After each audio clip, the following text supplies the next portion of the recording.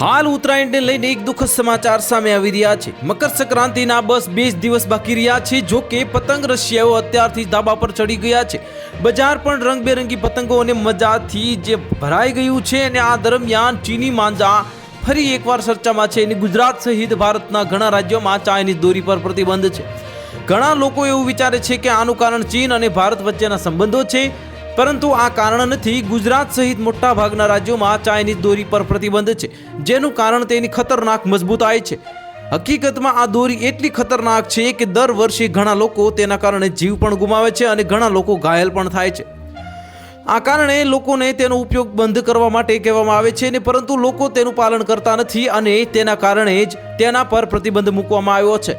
કેટલાક લોકો ચાઇનીઝ દોરીને પ્લાસ્ટિકની માંજા પણ કહે છે અને આ પ્લાસ્ટિક માંજા અથવા તો ચાઇનીઝ દોરી બીજા માંજાની જેમ જ દોરી તૈયાર કરવામાં આવતું નથી, પરંતુ તેને નાયલોન અને મેટાલિક પાવડરથી બનાવવામાં આવે છે, જે એકદમ પ્લાસ્ટિક જેવું દેખાય છે અને સ્ટ્રેચેબલ હોય છે। એવામાં જ્યારે આપણે આ દોરીને ખેંચીએ છીએ તો તૂટવાના બદલે તે મોટો થઈ જાય છે। આથી માંજાને કાપવું ખૂબ જ મુશ્કેલ હોય છે। ત્યારબાદ આ માંજાને કાચ અથવા તો લોખંડના પાવડરથી ધાર પણ લગાવવામાં આવે છે, જેના કારણે દોરો વધારે ઘાતક બની જાય છે। તો હાલ માટે આટલું જ। મળીશું નવી અપડેટ સાથે। જો તમને અમારા વિડીયો પસંદ આવતા હોય તો વિડીયોને લાઇક કરી દેજો, ચેનલને સબસ્ક્રાઇબ કરી બાજુમાં આવેલા બેલ આઇકનને દબાવી દો, જેથી તમને આવા સમાચારની અપડેટ મળતી રહે।